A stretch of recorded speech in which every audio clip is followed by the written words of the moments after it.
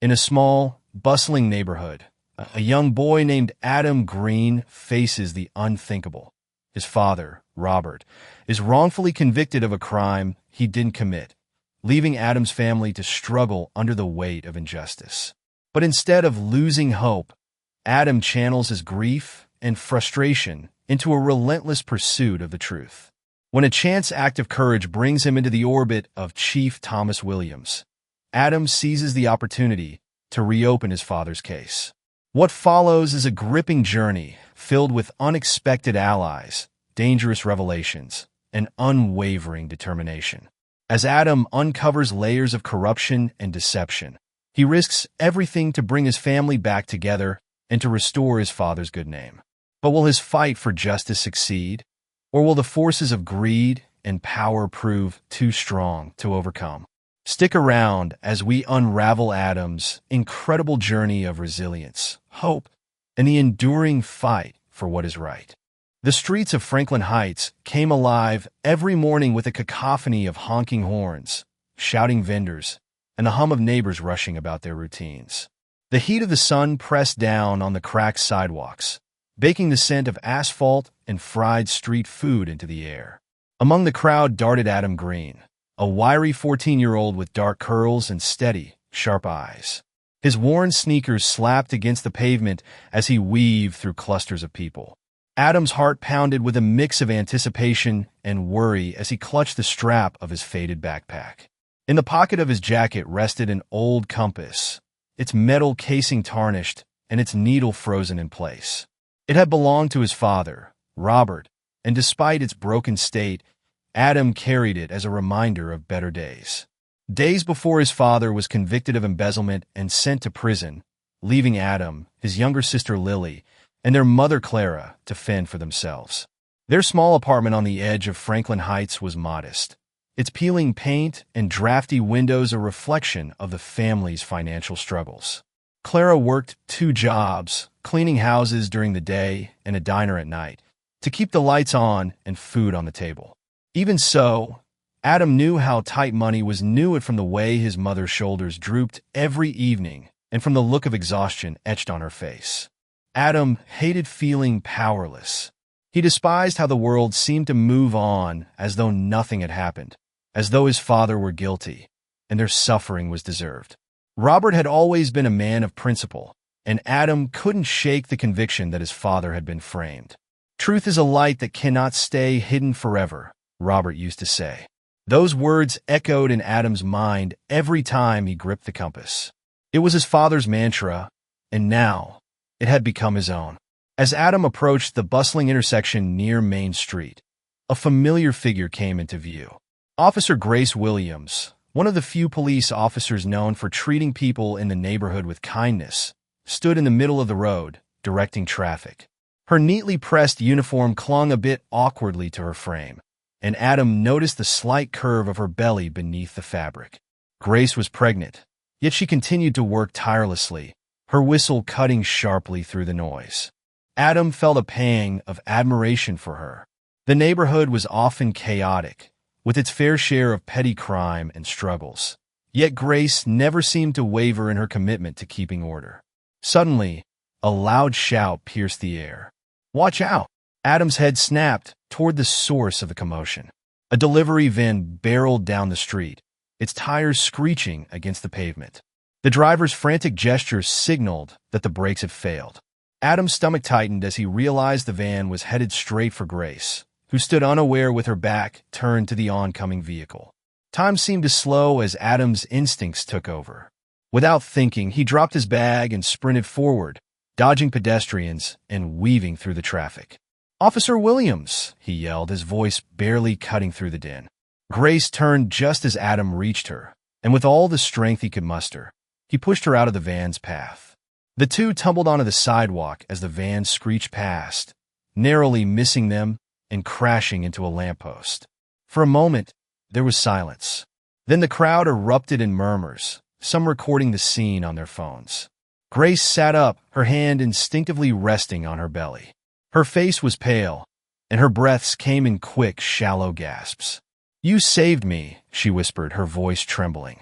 "You saved my baby." "Adam," lying sprawled on the pavement, struggled to catch his breath. "Are you okay?" he asked, his voice shaky.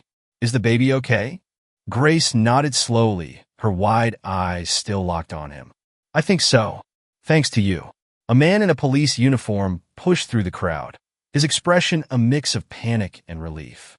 Chief Thomas Williams, Grace's husband, knelt beside her. "Are you hurt?" "Is the baby hurt?" he asked, his voice tight with worry. "I'm fine, Thomas," Grace assured him, placing a calming hand on his arm. "This boy, he's saved us." Thomas's eyes shifted to Adam, and for a moment, his expression was unreadable. Then, recognition and gratitude softened his stern features. "Thank you," he said, his voice warm and sincere. "You saved my family." Adam sat up, brushing dirt off his clothes. I saw the van. I couldn't let her get hurt." Thomas extended a hand to help Adam to his feet. "What's your name, son?" "Adam Green," he replied quietly. "Well, Adam," Thomas said, his tone resolute, "you've done something incredible today. If there's anything you need, anything at all, you let me know." Adam hesitated. The offer hung in the air, tempting yet daunting. He thought of his father, of the broken compass in his pocket, and of the uphill battle his family faced every day. "Thank you, sir," he said, his voice steady despite the emotions swirling inside him. "I'll think about it." That evening, back in their apartment, Adam replayed the events of the day in his mind. He sat on the threadbare couch, staring at the compass in his hand. His mother bustled about the tiny kitchen, her tired eyes glancing at him every so often.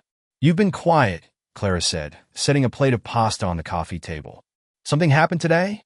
Adam hesitated, then told her about what happened at the intersection. Clara's eyes widened, a mixture of pride and worry flickering across her face. "You're brave," she said, sitting beside him. "But you've got to be careful, Adam. You're all Lily and I have." Adam nodded, guilt and determination warring within him. "I couldn't just stand there, Mom. And Chief Williams said he'd help me if I ever needed anything." Clara's expression softened. She reached out and squeezed his hand. "If you think he can help your father, then maybe you should ask him." Adam stared at the compass, its frozen needle gleaming faintly in the dim light. For the first time in a long time, he felt a glimmer of hope. Maybe, just maybe, this was the chance he had been waiting for. The next morning, Adam woke up to the sound of his mother humming softly in the kitchen. It was a rare sound in their apartment, one he hadn't heard in a long time. Clara was frying eggs, her worn apron tied snugly around her waist, and the sunlight streaming through the single small window made her look younger, almost like the vibrant woman she had been before Robert's arrest. "Morning, sweetheart," she greeted when she saw Adam shuffle in, still rubbing the sleep from his eyes. "Breakfast is almost ready." Adam slid into one of the mismatched chairs at the kitchen table, his thoughts already returning to the day before. The memory of the van, the crowd, and Chief Williams's offer lingered in his mind like a spark waiting to ignite. Clara placed a plate of eggs and toast in front of him, her expression softening as she sat across from him. "You seem deep in thought this morning. Still thinking about yesterday?" Adam nodded, hesitating before speaking. "Mom, I've been thinking about what Chief Williams said about helping if I needed anything." Clara's face grew serious, and she folded her hands on the table. "Adam, if you think you can help us, then you should ask. But only if you're ready. These things, they can be hard." Adam looked at her, seeing the weariness etched in her face. He thought of how tirelessly she worked to keep their family afloat and how unfair it was that his father's name remained tarnished. Steeling himself, he decided to act. "I'm ready," he said firmly. The police station loomed ahead, its gray brick exterior weathered from years of exposure to Franklin Heights' unpredictable weather. Adam's steps faltered as he reached the front door, his nerves threatening to get the best of him. But the thought of his father, sitting in a cold prison cell for a crime he didn't commit, propelled him forward. Inside, the air was cool and carried the faint scent of coffee and paperwork.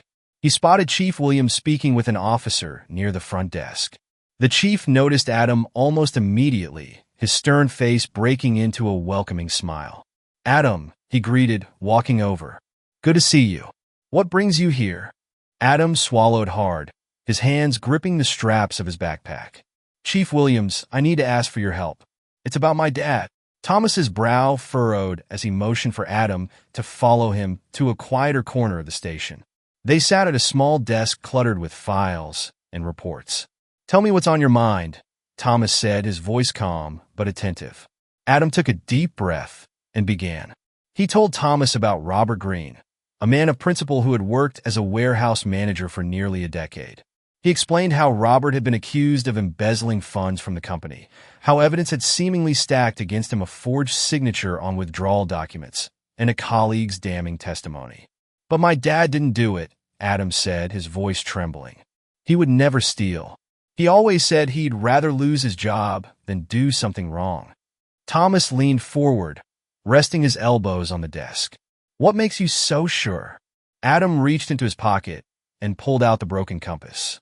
"My dad gave me this the day he was arrested. He told me to hold on to it, that it would remind me to never stop believing in the truth.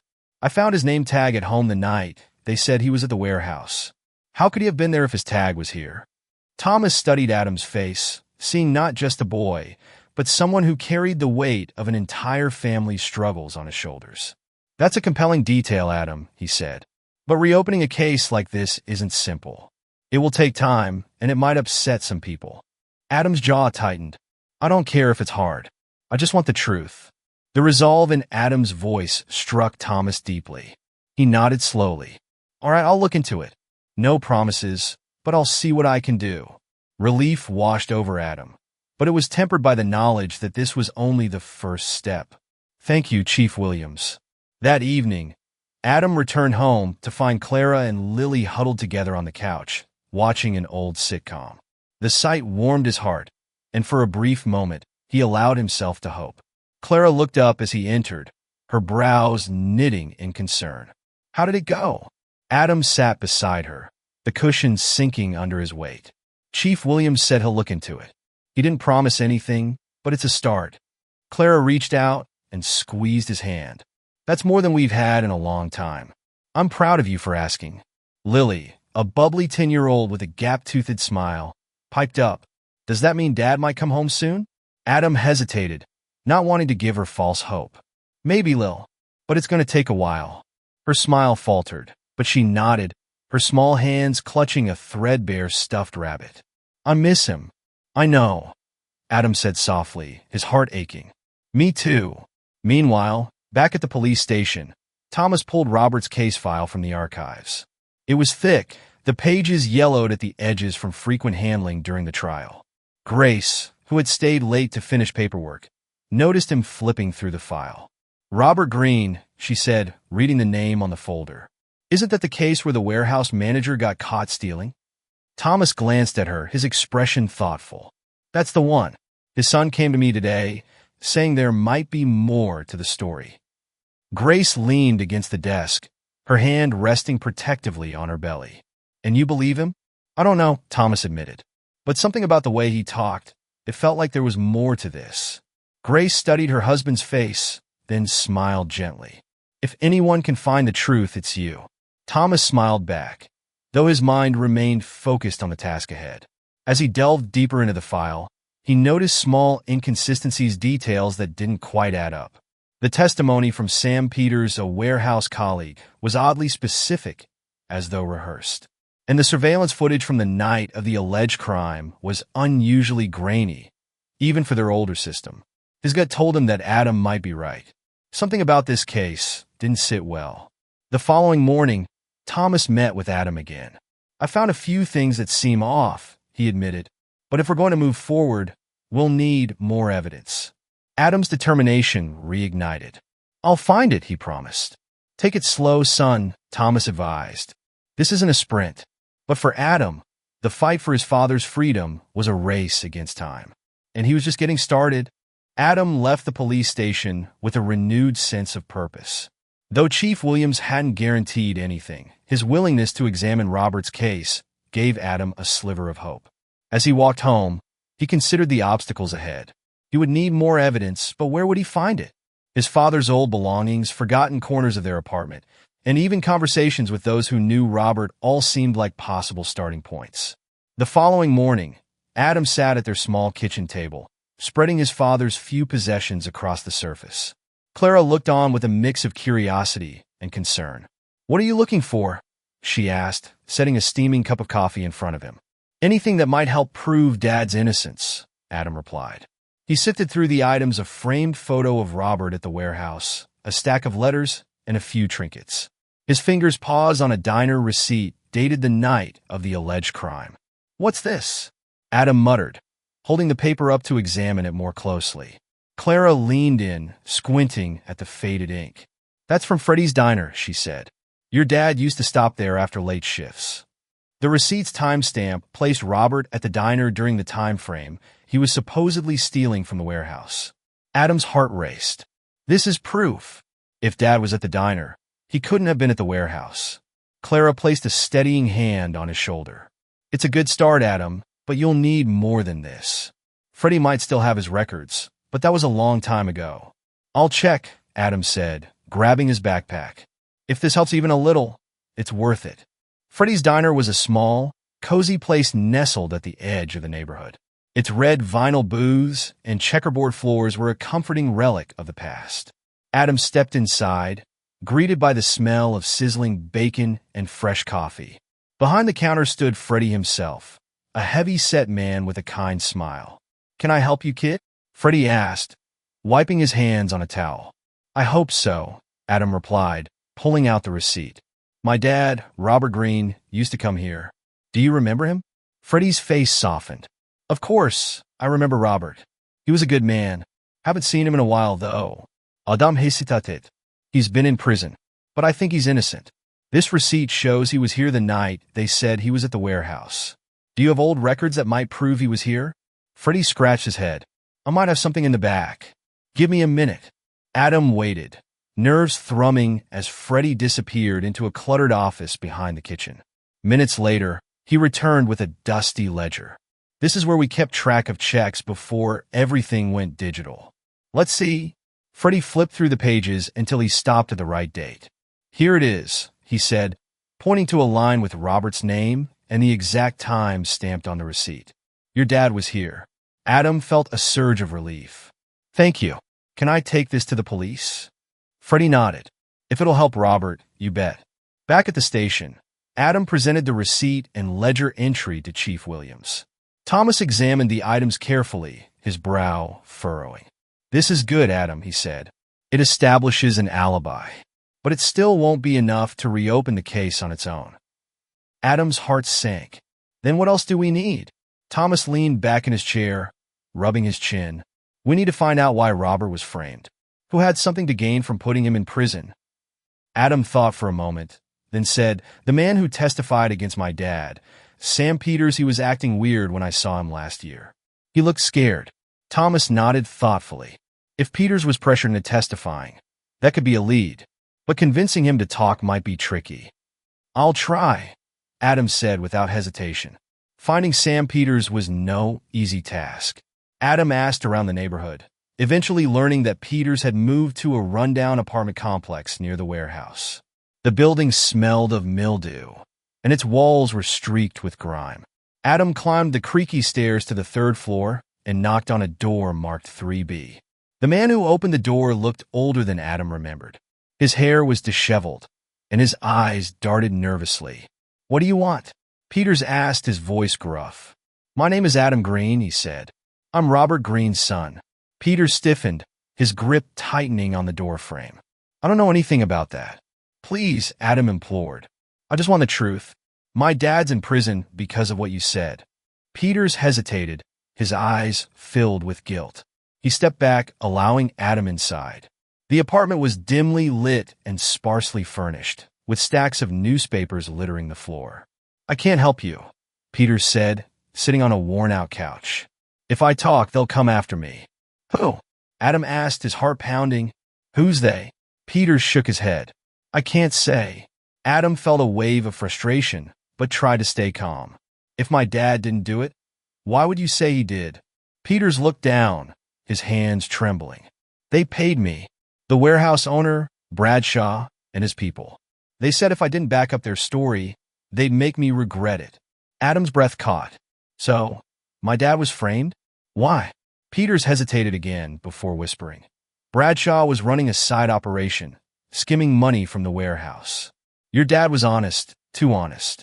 They needed him out of the way. Adam's mind reeled. He thanked Peters and rushed back to the station, relaying everything to Chief Williams. Thomas's face darkened as he listened. This complicates things, he said. If Bradshaw is involved, we're dealing with more than just a false accusation. We're dealing with organized corruption. Adam's determination only grew. What do we do now? Thomas placed a reassuring hand on his shoulder.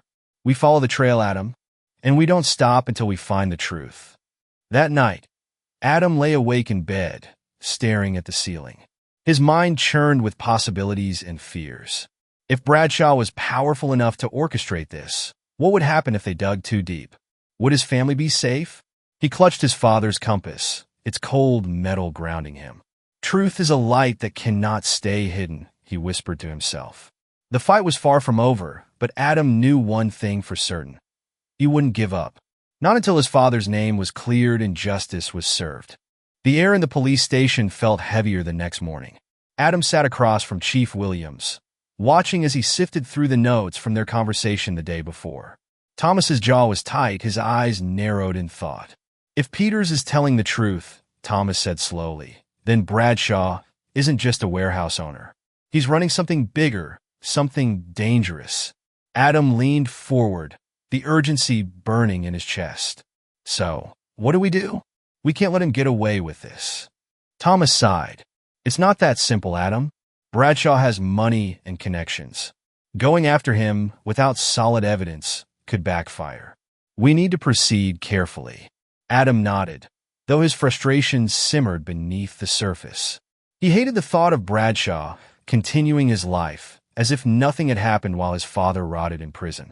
Thomas leaned back in his chair, his expression softening as he looked at Adam. You've done good work so far, but this next part will take time. You need to be patient. Patience was not something Adam excelled at, but he nodded again, gripping the strap of his backpack. I understand. Just tell me what to do. That evening, Adam sat at the kitchen table with Clara. She was sorting through a pile of bills, her face etched with worry. Adam hesitated before speaking. Mom, do you remember anything about Mr. Bradshaw? Did Dad ever talk about him? Clara paused, her brow furrowing as she thought back. Your dad mentioned him a few times. He said Bradshaw didn't like being questioned. If someone stood up to him, he'd find a way to make them disappear either with money or threats. Adam's stomach churned. Do you think that's why he framed Dad? Because Dad wouldn't play along? Clara's lips tightened into a thin line. It wouldn't surprise me. Your dad always believed in doing the right thing, even if it meant making enemies. Adam nodded, the fire inside him rekindled. His father had stood for honesty, and now it was up to Adam to stand for him. The next day, Thomas decided to dig deeper into Bradshaw's operations. He requested the financial records of the warehouse, citing an internal audit.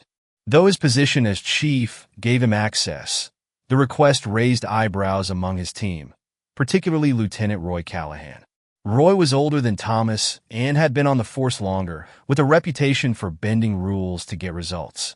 Roy approached Thomas in the break room, his tone casual but his words pointed. So, Chief, what's this I hear about you poking around the Bradshaw case? I thought we had bigger fish to fry. Thomas didn't look up from his coffee, just following up on a potential lead. Roy chuckled, though there was no humor in it. You might want to tread carefully. Bradshaw's not the kind of guy you want to cross. Thomas met Roy's gaze, his expression steely. I'm not worried about Bradshaw. My job is to uncover the truth, no matter where it leads. Roy's smirk faltered, and he muttered something under his breath before walking away. Thomas watched him leave, suspicion prickling at the back of his mind. Was Roy involved? Or was he simply wary of stirring the pot? Meanwhile, Adam took a bold step of his own. He decided to revisit Sam Peters. The man's initial confession had been crucial, but Adam felt there was more to uncover. Sam's apartment was as dingy and dim as before, but this time, he seemed slightly more at ease. You're back, Sam said, his voice tinged with resignation. What more do you want? Adam stepped inside, his heart pounding.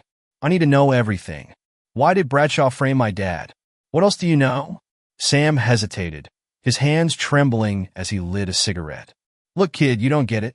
Bradshaw isn't just some greedy businessman. He's connected, really connected. The people who work for him, they don't ask questions, and they don't let anyone talk. Then why did you tell me the truth? Adam asked, his tone both curious and accusing. Sam exhaled a plume of smoke, his shoulders slumping. Because your dad didn't deserve what happened to him. I knew it was wrong, but I was too scared to do anything. And now I'm stuck. Adam leaned forward, determination etched on his face. You don't have to be stuck. You can help me take him down. Sam laughed bitterly. And end up in a ditch somewhere? No thanks. Adam's frustration boiled over. My dad stood up to Bradshaw, and he paid the price. I'm not asking you to risk your life. I'm asking you to help make things right. For a long moment, Sam said nothing. Then he extinguished his cigarette, his gaze hardening. All right, kid, I'll tell you what I know. But if this goes south, I never talk to you. Sam's information was both a breakthrough and a complication. He revealed that Bradshaw had been embezzling funds from his own company for years, funneling the money into offshore accounts. Robert had discovered discrepancies in the records and confronted Bradshaw, refusing to let the issue slide. That's when Bradshaw decided to frame him, using Sam and falsified evidence to secure the conviction. When Adam relayed this to Thomas, the chief's face grew grim. If what Sam says is true, we're dealing with more than just corruption at the warehouse. This could involve the entire system. What do we do now? Adam asked. Thomas tapped his pen against his desk, deep in thought. We need hard evidence. Sam's testimony is helpful, but it won't hold up in court without proof. If Bradshaw's been laundering money, there has to be a paper trail. The search for evidence became an all-consuming mission. Thomas enlisted the help of Officer Grace Williams, whose meticulous attention to detail made her an invaluable ally. Together, they began combing through financial records, surveillance footage, and employee testimonies. The deeper they dug, the more troubling the picture became. Several high-ranking officials had ties to Bradshaw's company, and attempts to access certain files were met with suspicious roadblocks. It was clear that Bradshaw's influence extended far beyond the warehouse. As the investigation gained momentum, so did the pushback. One evening, Grace received a threatening note left on her car windshield. It read, "Drop the case or pay the price." When she showed it to Thomas, his jaw clenched. "They're getting desperate," he said. "That means we're on the right track." Adam, hearing about the note, felt a surge of guilt. "I'm sorry," he said to Grace. "If it weren't for me." Grace cut him off, her tone firm but kind. "Adam, this isn't your fault. What you're doing is brave, and it's necessary. Don't lose sight of that." Her words bolstered Adam's resolve. He thought of his father's compass, its frozen needle a symbol of his unwavering pursuit of the truth. No matter how dangerous the road ahead, he would not give up. That night, as Thomas reviewed the evidence in his office, he received a call from an anonymous number. The voice on the other end was low and menacing. "You're making a mistake, Williams. Drop the green case, or you'll regret it." Thomas's grip tightened on the phone. "Is that a threat?" "It's a warning," the voice replied before the line went dead. Thomas set the phone down, his determination solidifying. The threats only confirmed what he already knew. They were close to unraveling the web of lies, and nothing would stop him from seeing justice served. Adam was awake before dawn, staring at the cracked ceiling of his small bedroom. The events of the past few weeks weighed on him heavily, but they also filled him with a determination he had never felt before. His father's voice echoed in his mind, urging him forward. Truth is a light that cannot stay hidden. He rolled out of bed, careful not to wake his little sister Lily, and grabbed his backpack. Today, he would join Chief Williams at the station to review their next steps. As Adam closed the apartment door behind him, he glanced at the rusted mailbox where bills often piled up. One day, he promised himself he would make life easier for his family. At the station, Thomas greeted Adam with a tired but resolute smile. The chief had been working late nights with Officer Grace Williams, piecing together the evidence needed to expose Bradshaw's corruption. Grace was already at her desk, sifting through financial records with her usual meticulous focus. "Morning, Adam," Thomas said, motioning him over. "We might have something." Adam's heart quickened as Thomas laid out a series of documents. "What are these?" Adam asked. "They're financial records Grace uncovered," Thomas explained. "See these transactions?" Large sums of money were funneled out of the warehouse accounts into offshore banks. The timing lines up with the periods Bradshaw claimed to have suffered losses. "It's not proofs yet, but it's a pattern." Grace chimed in, not looking up from her work. "We think your dad found out about this. That's why Bradshaw framed him. But there's one thing we're missing: direct evidence linking Bradshaw to the fraud." Adam frowned, trying to follow their reasoning. "How do we find that?" Thomas leaned back in his chair. "We need access to Bradshaw's personal files, but that's going to take a warrant or someone brave enough to dig where they're not supposed to." Grace shot him a disapproving look. "Thomas, don't encourage anything reckless." "I'm just saying," Thomas replied with a wry smile. "Sometimes you need to think outside the box." Meanwhile, Adam couldn't shake the feeling that time was running out. The threats against Grace and Thomas were escalating, and Bradshaw's network seemed intent on burying the truth. That evening, Adam sat at the kitchen table, staring at his father's old compass. The needle was frozen, but its weight in his hand reminded him of his father's strength. Clara sat across from him, her face weary but kind. "You've been so quiet lately," she said, placing a comforting hand on his. "Are you okay?" Adam hesitated before nodding. "Yeah, Mom. I want this to be over. I want Dad to come home." Clara's eyes softened, and for a moment, she looked as though she might cry. Instead, she squeezed his hand. "He will, Adam. I know he will. You're doing everything you can, and your dad would be so proud of you." Her words strengthened his resolve. He wasn't just fighting for his father. He was fighting for his family. The next day, Thomas received a tip from a former warehouse employee who wished to remain anonymous. The man, clearly nervous, explained that Bradshaw had kept sensitive records in a locked file cabinet in his office. "Those files might have what you're looking for," the man said, glancing over his shoulder as if expecting to be followed. "But getting to them won't be easy." Thomas thanked the man and relayed the information to Grace.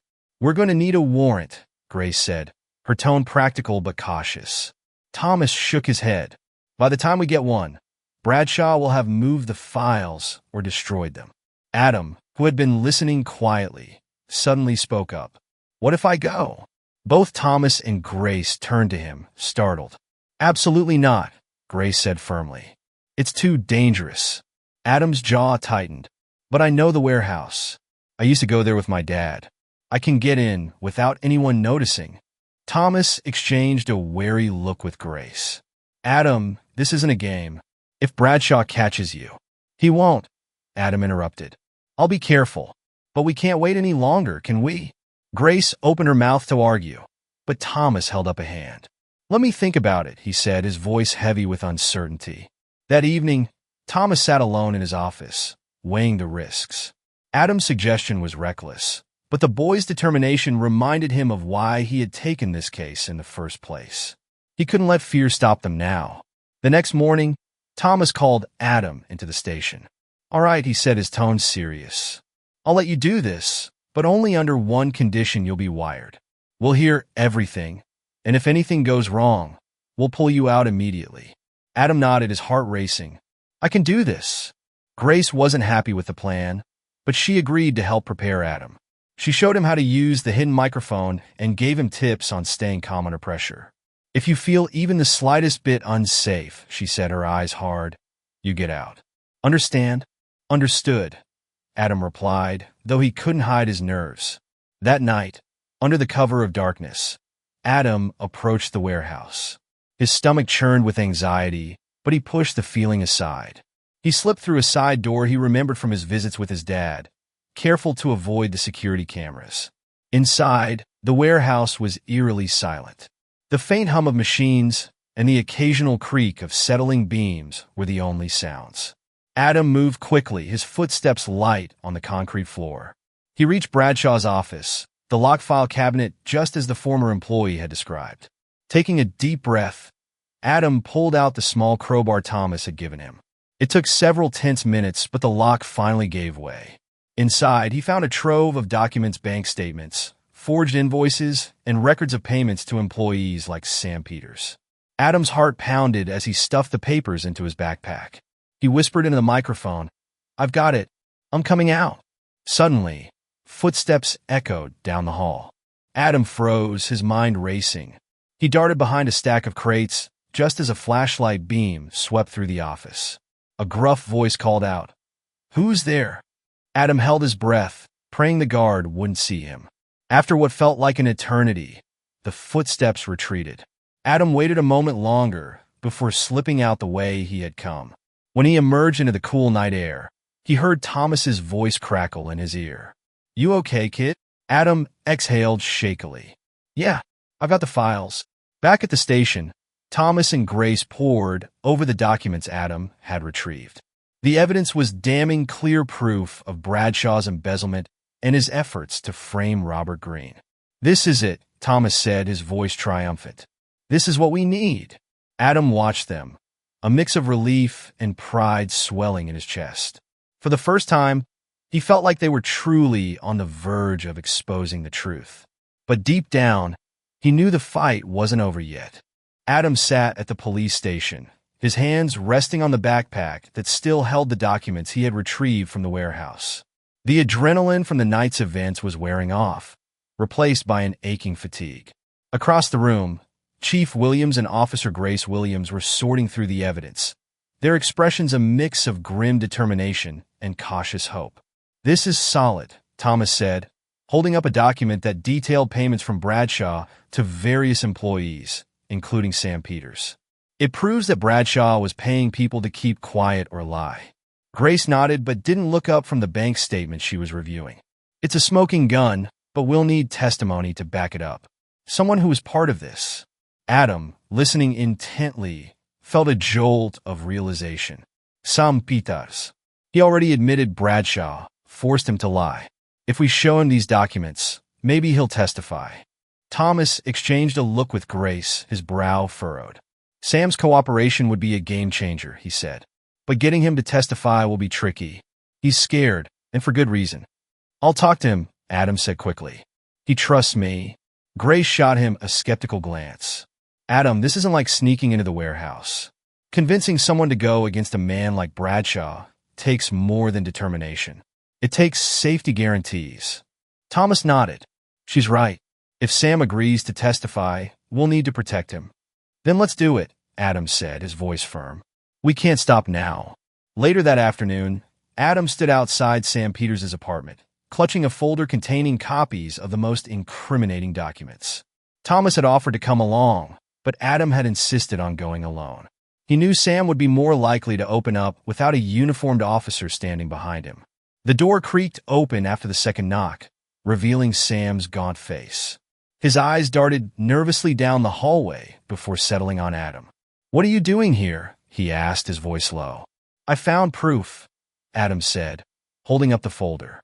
"Proof that Bradshaw framed my dad and that he's been paying people like you to cover his tracks." Sam's shoulders stiffened, but he didn't shut the door. After a long pause, he stepped aside, allowing Adam to enter. The apartment was as dim and cluttered as before, but this time, Adam wasn't focused on his surroundings. He set the folder on the table and opened it, spreading out the documents. "This shows the payments he made to you and others," Adam explained. "It ties him to the fraud, the lies, everything." Sam stared at the papers, his hands trembling. "I told you, kid, I'm done talking. If Bradshaw finds out I'm helping you." "He won't," Adam interrupted. "Not if you work with the police. They can protect you, Sam." Sam's gaze flickered to Adam, then back to the papers. "You don't understand," he muttered, sinking into a chair. "You don't know what he's capable of." Adam hesitated, then sat across from him. "You're right, I don't. But I know what he's done to my family. My dad's in prison because of him. My mom's working herself to the bone, and my sister barely remembers what it's like to have a normal life. Sam, I need your help. We need your help." For a moment, silence hung between them. Then Sam let out a shaky breath, running a hand through his disheveled hair. "If I do this," he said, his voice barely above a whisper. "You have to promise I'll be safe." Adam nodded, relief flooding through him. "Chief Williams will make sure of it. I swear." Sam's agreement set a new plan into motion. Thomas arranged for Sam to give a recorded statement at the station, outlining everything he knew about Bradshaw's scheme. The confession was damning. Sam detailed how Bradshaw had falsified documents, bribed employees, and coerced him into testifying against Robert Greene. "He said if I didn't play along, I'd lose everything," Sam admitted, his voice trembling. "My job, my family, my life. I was scared, so I lied." Thomas sat across from him, his expression firm but understanding. "You're doing the right thing now," he said, "and we'll make sure you're protected." With Sam's statement in hand, Thomas and Grace began building the case against Bradshaw. The financial records, paired with Sam's testimony, painted a clear picture of corruption and deceit. It was enough to bring Bradshaw in for questioning. The following day, Bradshaw arrived at the station under the guise of a routine interview. He was a tall man with graying hair and a confident demeanor, his tailored suit a stark contrast to the worn uniforms of the officers around him. He sat across from Thomas in the interrogation room, his smirk unwavering. "This seems like a waste of time, Chief," Bradshaw said, leaning back in his chair. "I run a legitimate business. You won't find anything." Thomas slid a copy of the bank statements across the table. "We already have." Bradshaw's smirk faltered for the briefest moment before he recovered. "I don't know what you're talking about." Thomas leaned forward, his gaze unyielding. "We have financial records, forged documents, and testimony from one of your employees." "It's over, Bradshaw. You can either cooperate or we take this to court." Bradshaw's confidence began to crack. He shifted in his seat, his jaw tightening. "You don't know who you're messing with." "Oh, I know exactly who I'm dealing with," Thomas replied, his voice cold. "A man who's spent years manipulating and exploiting others for his own gain. But not anymore." Bradshaw's silence spoke volumes. For the first time, the weight of his actions seemed to register. Back in the main office, Adam waited anxiously with Grace. The hours dragged on as Thomas continued the interrogation, but when he finally emerged, his expression was triumphant. "He cracked," Thomas announced. "He didn't confess to everything, but it's enough to move forward." Adam felt a surge of relief, but Grace tempered the moment with a cautionary look. "It's a victory, but it's not over yet. We still need to bring this to trial." Thomas nodded. "And that's exactly what we're going to do." That evening, as Adam walked home, he felt lighter than he had in months. For the first time, it felt like justice was within reach.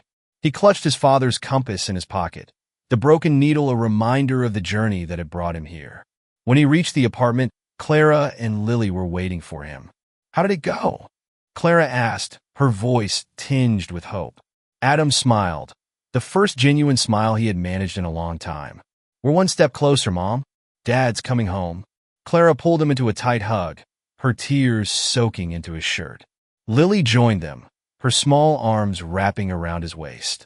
For the first time in what felt like forever, their tiny apartment felt like home again. The courtroom was packed with spectators, their murmurs echoing off the high ceilings as Adam and his family entered. Clara clutched Lily's hand tightly, her gaze darting nervously around the room. Adam followed close behind, his chest tight with anticipation. Today would be the first hearing in the trial against Bradshaw, a pivotal moment in their fight for justice. At the front of the room, Chief Thomas Williams stood with a stack of evidence and a determined expression. Officer Grace Williams sat nearby, ready to provide support. Thomas gave Adam a reassuring nod as they took their seats near the prosecution. Adam's father, Robert Greene, was brought in moments later, his hands cuffed in front of him. His face looked older, wearier, but his eyes lit up when he saw his family. Clara gasped softly, and Lily broke into a smile, waving eagerly. "Dad!" Adam whispered, his throat tight with emotion. Robert caught his gaze and gave a small nod, as though to say, "I'm proud of you." The trial began with the prosecution laying out the evidence collected against Bradshaw. Thomas presented the forged documents, offshore bank accounts, and testimony from Sam Peters. As each piece of evidence was introduced, murmurs rippled through the room. Bradshaw, seated at the defense table, remained stone-faced, though Adam noticed a flicker of tension in his jaw. "This evidence demonstrates a clear pattern of fraud and coercion," Thomas said firmly. "It also reveals that Robert Greene was wrongfully convicted, serving as a scapegoat for Bradshaw's criminal operations." When it was time for Sam Peters to testify, the tension in the room became palpable. Sam approached the stand slowly, his face pale but resolute. Under oath, he recounted how Bradshaw had pressured him to lie, threatening his job and safety. "I was scared," Sam admitted, his voice trembling. "But I can't live with this guilt anymore. Robert Greene didn't do anything wrong. Bradshaw framed him." The defense tried to discredit Sam, pointing out his previous lies and suggesting he was testifying only to save himself. But Sam held firm, his voice growing stronger with each response. "I lied before because I was terrified," he said, "but everything I'm saying now is the truth." As the prosecution continued to build its case, Adam watched Bradshaw's calm facade begin to crack. His lawyer objected frequently, attempting to derail the testimony, but Thomas anticipated each move with precision. Grace provided critical details from the financial records, pointing to clear discrepancies that linked Bradshaw directly to the embezzlement scheme. When the defense called Bradshaw to the stand, his confidence returned, but only briefly. He denied the accusations with practiced ease, painting himself as a victim of false claims and misunderstandings. "I've run a successful business for years," Bradshaw said, his voice smooth. "This entire case is a baseless attack on my reputation." But Thomas was ready. During cross-examination, he presented Bradshaw with the evidence that had been painstakingly collected: forged documents with his signature, records of payments to Sam Peters, and connections to offshore accounts in his name. "How do you explain these records?" Thomas asked, his tone measured but pointed. Bradshaw hesitated, his polished demeanor faltering. "I don't know where those came from," he stammered. "They must have been fabricated." "By whom?" Thomas pressed. "Your own employees? Your own accountants?" Your response conveniently avoids accountability.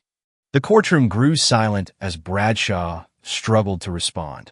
Thomas leaned in, his voice firm. "The evidence is clear, Mr. Bradshaw. You orchestrated this scheme, and you framed an innocent man to cover your tracks." Throughout the proceedings, Adam couldn't help but glance at his father. Robert sat quietly, his hands resting in his lap, as the layers of deceit that had ensnared him were finally being unraveled. Adam felt a mix of anger and relief, anger at the years stolen from his father, but relief that the truth was finally coming to light. During a recess, Adam approached Robert with Clara and Lily. A guard stood nearby, but for the first time in years, they were allowed a few moments together. "I'm so proud of you," Robert said, his voice thick with emotion. He reached out, resting a hand on Adam's shoulder. "You never gave up." Adam blinked back tears. "I couldn't, Dad. You always told me to believe in the truth." Clara hugged Robert tightly, whispering words of comfort. Lily clung to his side, her face buried in his sleeve. The moment was brief, but it reignited their hope. The trial lasted several days, with both sides presenting their final arguments. Thomas ended the prosecution's case with a powerful closing statement. "This case is about more than fraud or forgery," he said, addressing the jury. "It's about the abuse of power and the cost of that abuse on innocent lives. Robert Greene was wrongfully convicted because of Bradshaw's greed and deceit. Today, you have the opportunity to correct that injustice." The defense attempted to sow doubt, suggesting that the evidence was circumstantial and the witnesses unreliable. But the weight of the prosecution's case was undeniable. When the jury retired to deliberate, the courtroom was tense with anticipation. Adam sat between Clara and Lily, his heart pounding. The hours felt like days as they waited for the verdict. Finally, the jury returned. The foreman stood, clearing his throat before reading the decision. "We find the defendant, Bradshaw, guilty on all counts." Cheers erupted in the courtroom, followed by applause. Clara hugged Adam tightly, tears streaming down her face. Lily clapped her hands in delight. Robert, sitting nearby, closed his eyes, his expression one of quiet relief. As the judge continued, She addressed Robert directly. In light of the evidence presented, this court overturns the conviction of Robert Greene. He is to be released immediately and exonerated of all charges. Adam felt an overwhelming wave of emotion. His father was free. After years of fighting, the truth had finally prevailed. That evening, the Greene family returned home together for the first time in years. The small apartment felt brighter, filled with laughter and tears of joy. Robert looked around, his expression softening as he took in the familiar surroundings. "It feels good to be home," he said, his voice filled with gratitude. Clara placed a hand on his arm, her smile radiant. "We never stopped believing this day would come." As they sat down to a modest meal, Adam reached into his pocket and pulled out the old compass. He handed it to his father, the needle still stuck but gleaming in the light. "This kept me going," Adam said. "It reminded me to never stop searching for the truth." Robert took the compass, his eyes misting. "You're the one who kept us going, Adam. You're the reason we're here." As they shared their first meal together as a family, Adam felt a profound sense of peace. The fight had been long and arduous, but they had emerged stronger, bound by love and resilience. The morning sun streamed through the small apartment's windows, painting the kitchen in golden light. Adam woke to the smell of coffee and bacon sizzling on the stove. For the first time in years, the sound of his father's laughter echoed through the home. It was a sound Adam had almost forgotten, and hearing it now filled him with a warmth that he couldn't quite put into words. When Adam entered the kitchen, Robert was at the table, sipping coffee and flipping through an old newspaper. Clara stood at the stove, humming softly, while Lily sat cross-legged on the floor, coloring in a notebook. The scene felt like a dream, like the life they had been forced to leave behind had finally returned. "Morning, champ," Robert greeted, his voice light and full of energy. "I hope you're hungry. Your mom's been working her magic." "Adam grinnet. I could eat a whole stack of pancakes." Clara turned, a spatula in hand. "You'll have to settle for bacon and eggs today, but I think we can make that happen." As they sat down to breakfast, the family fell into easy conversation. It wasn't until they finished eating that Robert's tone grew more serious. "Adam," he said, resting a hand on his son's shoulder, "I don't think I'll ever be able to thank you enough for what you did. You fought harder for me than I ever thought possible." Adam looked down at his plate, feeling a mix of pride and humility. "I just wanted to bring you home, Dad." "We all did." Robert's eyes softened. "You did more than that. You reminded me that no matter how dark things get, there's always a reason to keep going." Life slowly began to return to normal for the Greene family, though the events of the trial left an indelible mark. Robert decided to take his time adjusting to life outside of prison, but he quickly found ways to keep busy. He spent his mornings repairing old furniture and his afternoons volunteering at a community center that helped former inmates rebuild their lives. One afternoon, Robert and Adam walked together through Franklin Heights, their conversation punctuated by the sounds of bustling traffic and distant laughter. "I've been thinking about starting a program at the center," Robert said. "Something to help families who've gone through what we did." "That's a great idea," Adam said. "There are probably so many people who need that kind of support." Robert nodded. "If there's one thing I've learned, it's that no one should have to face something like this alone." Their walk led them to a small park where Lily was playing on the swings. Clara sat nearby, chatting with a neighbor. The sight of his sister laughing freely made Adam's heart swell. For the first time in years, they could enjoy these simple moments without the shadow of injustice hanging over them. Meanwhile, news of the trial's outcome had spread throughout the community. Adam's role in uncovering the truth made him something of a local hero, though he didn't relish the attention. At school, his classmates asked endless questions, and his teachers commended him for his courage. One day, Principal Hayes called Adam into his office. The older man smiled warmly as Adam sat down. "Adam, I wanted to let you know that the school board has decided to award you a special scholarship. It's not much, but it's our way of recognizing everything you've done for your family and this community." Adam was stunned. "A scholarship? For what?" "For being a beacon of hope," Principal Hayes said. "Your perseverance and determination are an inspiration to everyone." As Adam walked home that day, he felt a new sense of purpose. The scholarship wasn't just an opportunity, it was a responsibility. He had fought for his father, and now he wanted to fight for others.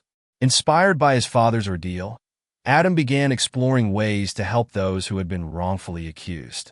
He started volunteering at the community center where Robert worked, organizing files, and sitting in on meetings with lawyers who provided free legal aid.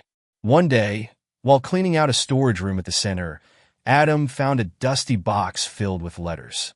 They were from people seeking help, their words pleading and raw.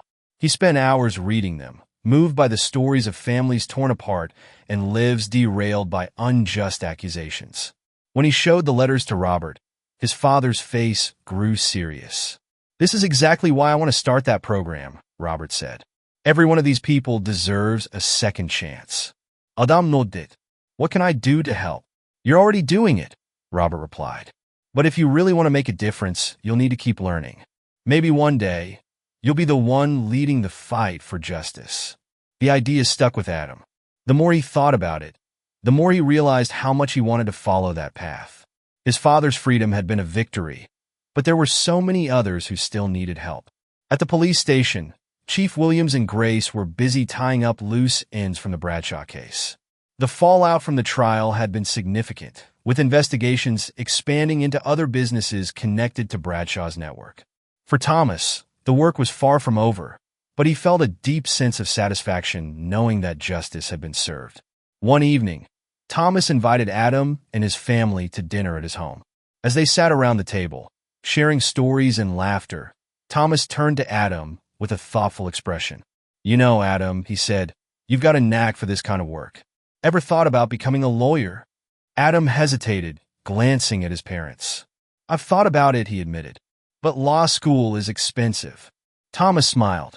"True, but there are scholarships and programs out there for people like you, people who've already shown they're willing to fight for what's right." Grace chimed in. "And if you ever need guidance, you've got plenty of people willing to help." Adam's parents beamed with pride, and for the first time, Adam allowed himself to imagine a future where he could make a real difference. That night, as Adam lay in bed, he held his father's compass in his hand. The needle was still stuck, but it didn't matter. To Adam, it symbolized the journey he had taken and the path that lay ahead. He whispered to himself, "This is just the beginning." And he believed it. A crisp autumn breeze rustled through the trees as Adam Green stood outside Franklin Heights Community Center. The late afternoon sun painted the sky in streaks of orange and gold.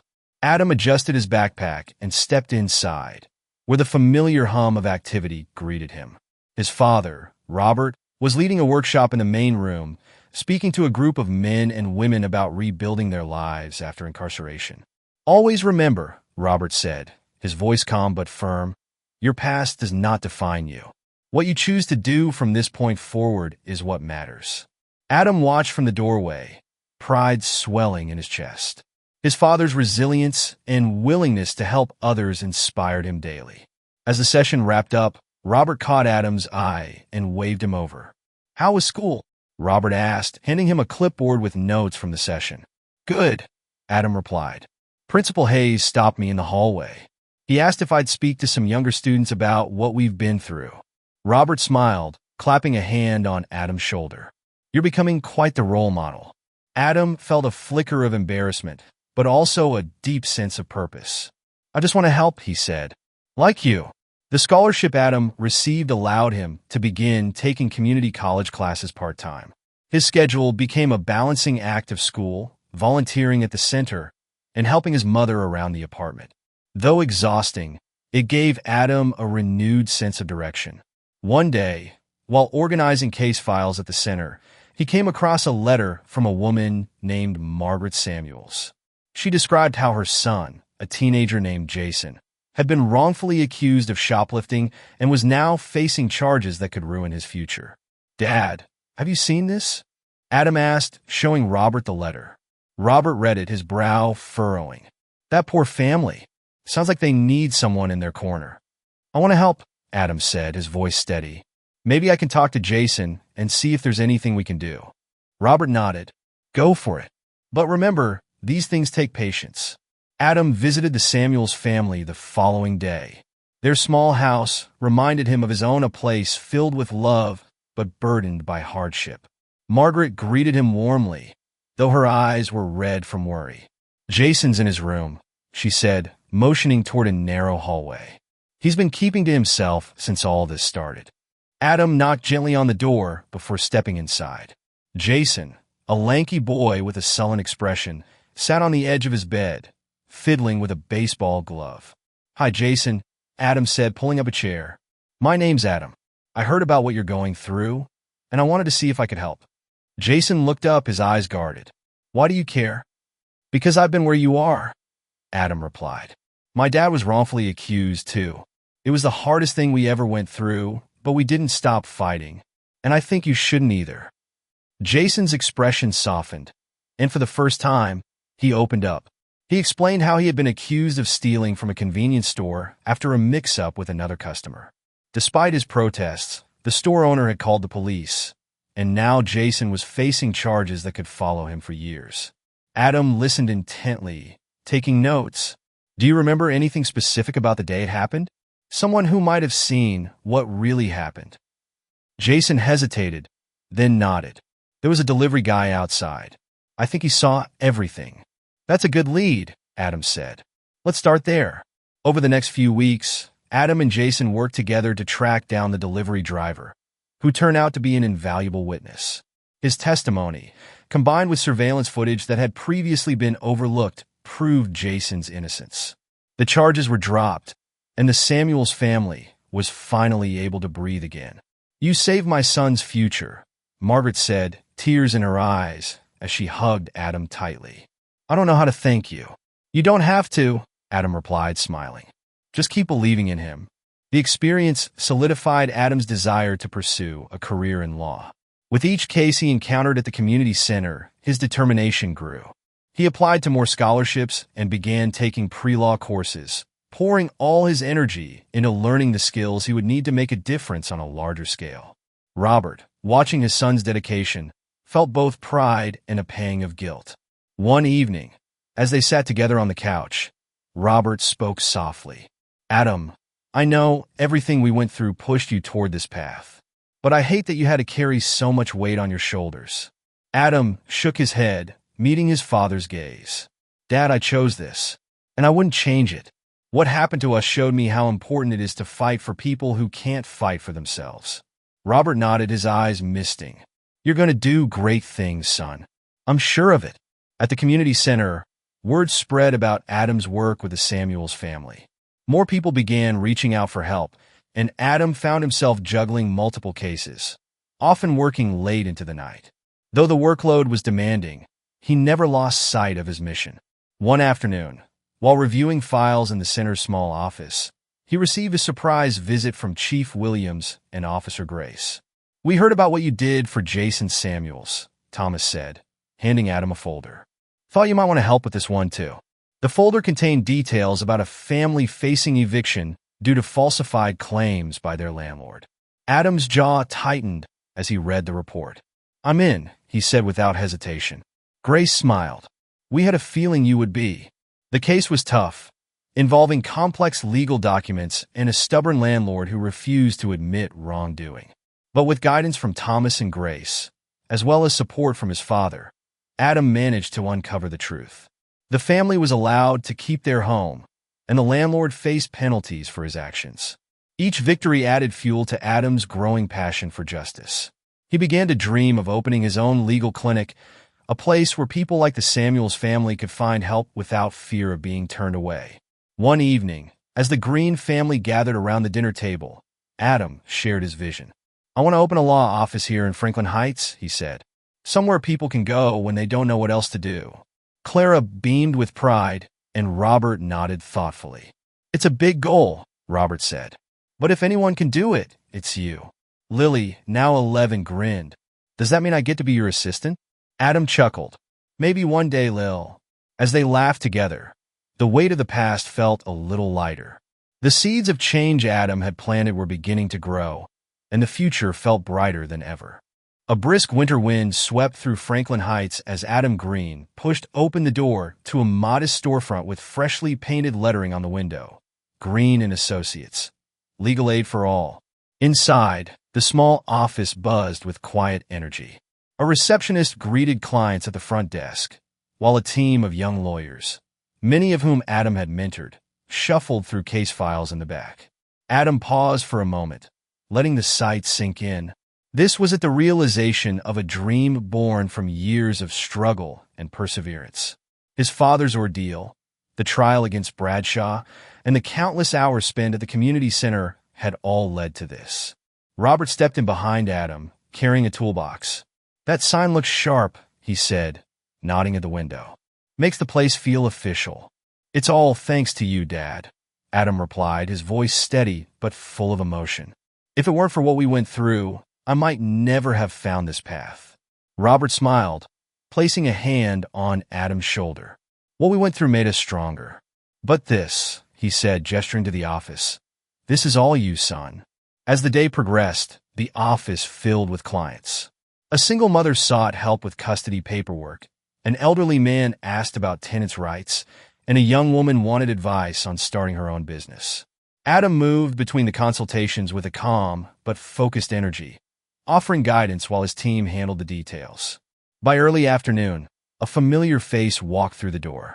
Chief Thomas Williams, now retired, carried a folder under his arm and a warm smile on his face. "Thought I'd stop by and see the place," he said.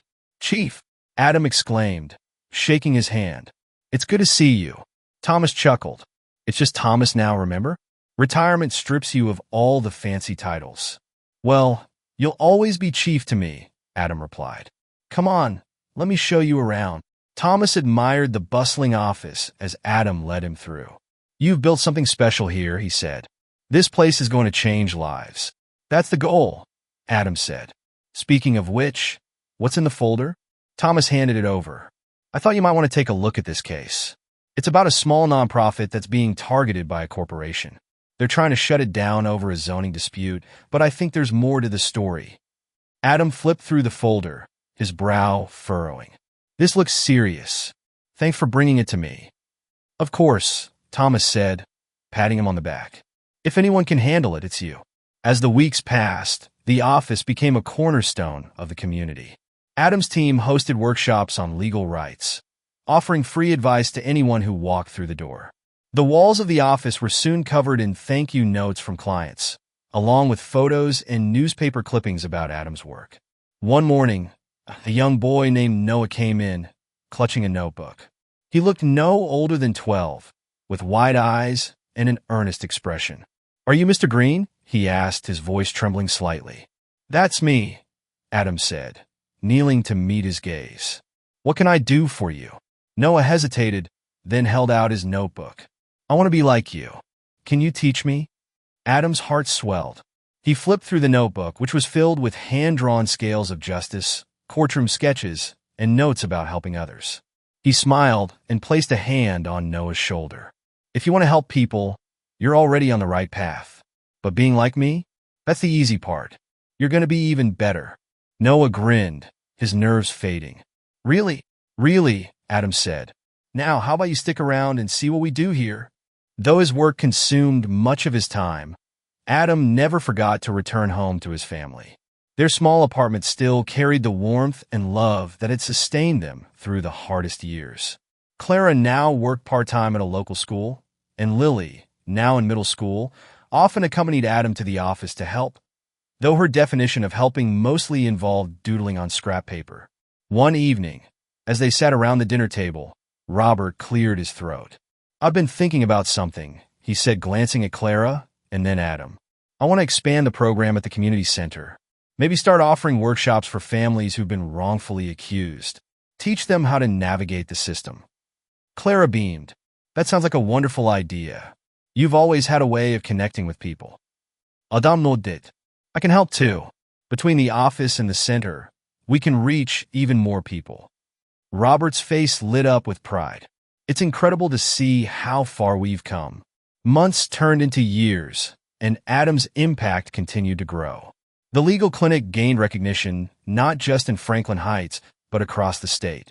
Local news stations ran stories about the young lawyer who had turned his family's tragedy into a force for good. One day, Adam received a letter from the Justice Collective, a national organization dedicated to fighting wrongful convictions. They invited him to join their advisory board, offering him a platform to advocate for systemic reform on a larger scale. As he read the letter, Adam felt a familiar mix of excitement and hesitation. He shared the news with his team, including Noah, who had become a frequent visitor and unofficial office mascot. "This is huge," Claire, one of Adam's closest colleagues, said. "You have to do it." "But what about the office?" Adam asked. "I don't want to leave everything we've built here." "You won't," Claire said firmly. "You've trained us well. We can keep this place running, and you'll always have a home here." The day Adam accepted the position, he called a meeting at the office. The room was packed with his team, his family, and even a few clients who had stopped by to show their support. Standing at the front of the room, Adam cleared his throat. "I started this journey because of what happened to my family," he began. "But along the way, I realized it's not just about us. It's about everyone who's ever felt powerless in the face of injustice. Together, we've shown that change is possible, no matter how hard the fight." The room erupted in applause, and as Adam looked around, he felt a profound sense of gratitude. He was no longer just the boy who had fought to clear his father's name. He was part of something bigger, a movement fueled by resilience, kindness, and hope. Years later, Adam stood in a classroom at a nearby law school, addressing a group of students. His father's repaired compass rested on the desk beside him, its needle still pointing steadfastly north. "Justice isn't something you find," Adam said, his voice steady and filled with conviction. "It's something you build, step by step, case by case, with courage and compassion. And when you fight for others, you're not just changing their lives, you're changing the world." As the students applauded, Adam smiled. The fight wasn't over, but it never truly ended. And that, he realized, was the beauty of it. Every case, every person he helped, was another step toward the light ahead. Adam's journey reminds us that no matter how daunting the challenges we face, resilience, kindness, and hope can light the way. His story is a testament to the power of standing up for justice and making a difference in the lives of others. From clearing his father's name to building a legacy of compassion and change, Adam showed us that one act of courage can create ripples that transform a community and even the world. If you found inspiration in this story, don't forget to like the video, share it with someone who needs a spark of hope, and subscribe to our channel for more meaningful journeys like this one. Together, let's keep spreading stories that remind us of the power of resilience, kindness, and the enduring fight for justice.